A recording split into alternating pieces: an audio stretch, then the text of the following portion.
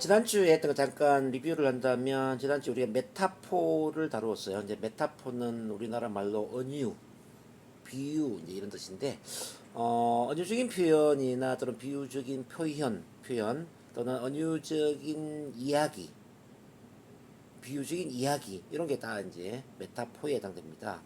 가장 쉽게 메타포를 이해하려면 이제 우리 이솝 우화를 생각을 해보시면 돼요. 이솝 우화에 보면 교훈이 담겨 있는 여러 이야기들이 있죠.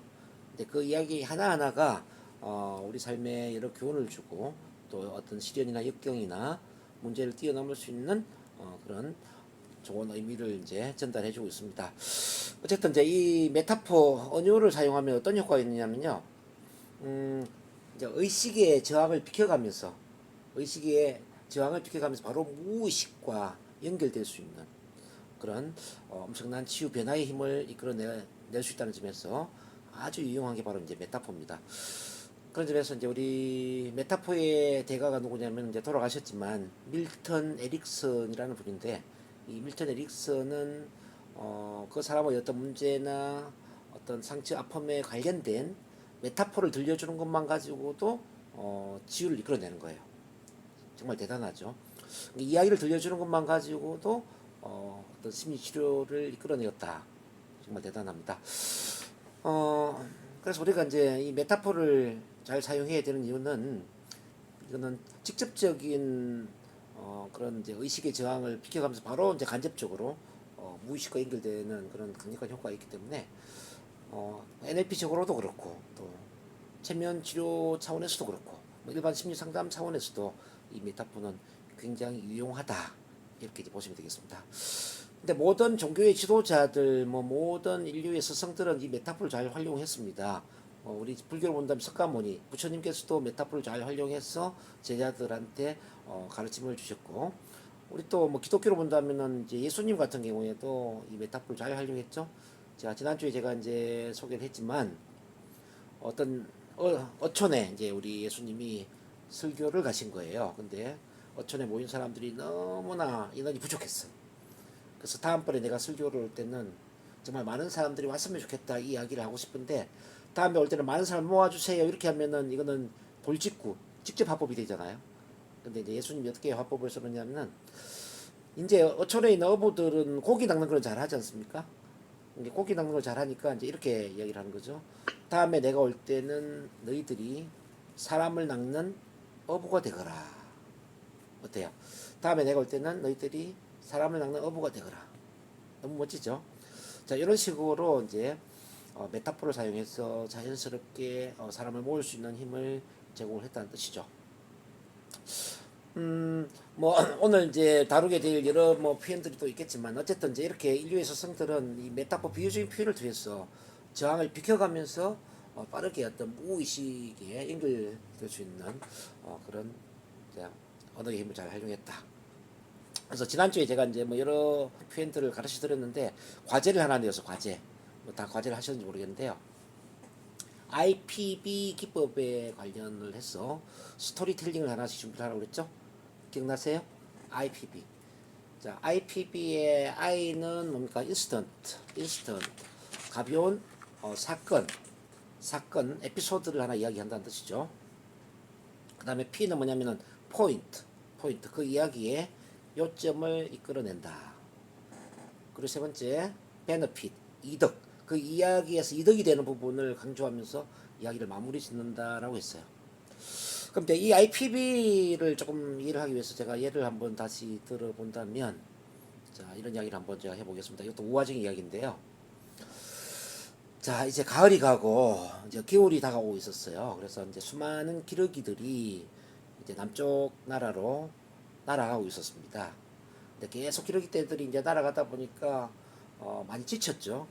그래서 어느 이제 추수를 한 그런 옥수수밭에 앉아서 좀 휴식을 하고 날아가자, 이렇게 이제 기러기 떼들이 옥수수밭에 앉아서 휴식을 하게 됩니다. 근데 대부분의 기러기들은 뭐 조금 휴식을 하다가 다시 남쪽 나라로 날아가는데, 어떤 한 마리 기러기가 그 옥수수밭에 앉아가지고 옥수수를 먹는 것이 너무 편안하고 너무 즐거웠어요. 그래서 하루만 더 여기서 옥수수를 먹고 좀 쉬었다 가야지, 하고 이제 다른 기러기들은 다 떠났는데 이 기러기는 떠나지를 못한 거예요. 그러니까 하루를 더 머물다 보니까 또 이 옥수수밭에 있는 게 너무 편안한 겁니다. 그래서 하루만 더 있다 가야지. 그러면서 이제 하루가 이틀이 되고 사흘이 되고 일주일이 되고 2주가 되고 이렇게 길어졌어요. 근데 나중에 이제 정작 날씨가 점점 추워지면서 이제 남쪽 나라로 날아가야 되겠다라는 생각을 할 때는 몸이 너무너무 무거워졌어요. 그동안 막 옥수수를 얼마나 많이 먹었는지 몸도 비대해지고 막 날개짓을 하기 힘들 정도로 너무나 이렇게 비대해진 몸과 또 오랫동안 날개짓을 안 하다 보니까 나는 게 쉽지 않았겠죠. 정말 나는 게 쉽지 않았어요. 그래서 결국은 그 옥수밭에 그대로 주저앉아 있다가 이 기러기는 얼어 죽었다라는 이야기입니다. 자, 이야기의 요점은 뭐냐면요. 결단을 계속 미루다 보면은 이 기러기처럼 죽음을 맞이할 수도 있다는 뜻이에요. 여러분들은 어떤 결단을 미룬 적이 없었나요? 야, 담배를 끊어야지 하는데 담배를 끊지 못하다가 폐암에 걸려 죽는 그런 사람을 본 적은 없나요? 아, 내가 탄수화물을 줄여야지. 내가 채식으로 바꿔야지. 적게 먹어야지. 뭐 또는 저녁 6시 이후에는 먹지 말아야지. 이렇게 계속 결단을 미루다가 어느 순간에 몸이 비대해지고 그러면서 정말 나중에는 이제 대사증후군이나 뭐 당뇨나 고혈압이나 이와 같은 성인병에 걸려서 후회를 했던 적 말이죠. 이렇게 이제 결단을 계속 미루다 보면은 나중에는 기러기가 죽음을 맞이하는 것처럼 우리도 인생의 죽음을 맞이할 수도 있습니다. 여러분들도 오늘 저의 이야기를 통해서 정말 뭔가를 결단을 내렸다면 지금 당장 결단을 내리고 행동으로 옮기셔야 된다는 뜻이죠. 뒤로 미루다가 어쩌면 우리가 인생에서 후회하는 그런 날이 올 수도 있지 않을까요? 자, 이런 구조가 바로 이제 IPB 구조라는 겁니다. 자, 다시 정리한다면 I instant 가벼운 에피소드나 우화적인 이야기를 들려주고 P point 그 이야기 요점을 이끌어내고 마지막에 benefit 이득이 되는 부분들을 강조하면서 이야기를 마무리한다는 뜻입니다. 또 여러분들이 뭐 다 알고 있는 또 우화적 이야기 하나를 더 하면서 여러분들에게 IPB 기법이 어떤 것인지를 한번 다시 이해를 해보겠습니다. 자, 여러분들 소와 사자의 사랑 이야기 다 아시죠? 이거 다 아는 이야기니까 가볍게 한번 이야기해 볼게요.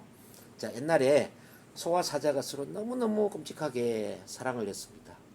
소는 사자를 너무너무 사랑을 했기 때문에 아침마다 싱싱한 풀을 뜯어서 사자의 밥상 위에 올렸죠. 사자 또한 소를 끔찍하게 사랑을 했어요. 그래서 싱싱한 고기를 사냥을 해서 소의 밥상 위에 올렸답니다. 근데 이 소도 싱싱한 풀을 먹을 수가 없었고 사자 또한 싱싱한 고기를 먹을 수가 없었죠. 그러다 보니까 몇 달 이후에 결국은 둘이서 헤어지게 됩니다. 헤어지면서 어떤 생각을 하냐면은 그래도 나는 최선을 다했어. 내 잘못이 아니야. 라고 헤어졌다는 거죠. 자, 이 이야기의 요점이 뭘까요? 자, 이 이야기의 요점은 바로 사랑은 상대방이 원하는 방식대로 표현을 해야 된다는 뜻입니다. 나의 방식이 아니라 상대방이 맞는 방식으로 표현을 했을 때에 진정한 사랑의 의미가 전달이 된다는 뜻이죠. 혹시 여러분은 어떻습니까? 자, 부부 간에 또는 또 부모와 자녀 간에 자녀를 사랑하는 방식이 혹시 부모만의 방식으로 사랑을 표현하다 보니까 자녀한테 정작 도움을 주지 못하는 경우는 없었을까요? 자녀 또한 자녀가 원하는 방식으로 부모한테 효도를 하다 보니까 또 부모한테는 진정한 사랑이 전달이 안 될 수도 있지 않을까요? 이를테면 이제 부모는 나랑 더 많은 시간을 보내주었으면 좋겠는데 자녀는 그냥 용돈을 100만 원, 200만 원 주고 나는 할 만큼 다 했어 라고 떠나는 그런 자녀들이 참 많이 있죠. 실제 돈이 아닌데. 저는 상담하다 보면은 그 부모님들은 자녀와 더 많은 시간을 보내기 위해서 오히려 병을 만드는 경우도 있거든. 병. 몸살이 걸린다든지 예를 들어서 어떤 천식이라든지 또는 당뇨라든지 이런 병을 끌어들이는 경우도 있다는 거죠. 함께 있는 시간을 늘리기 위해서 스스로 병을 만들기도 한다. 이게 부모의 마음입니다.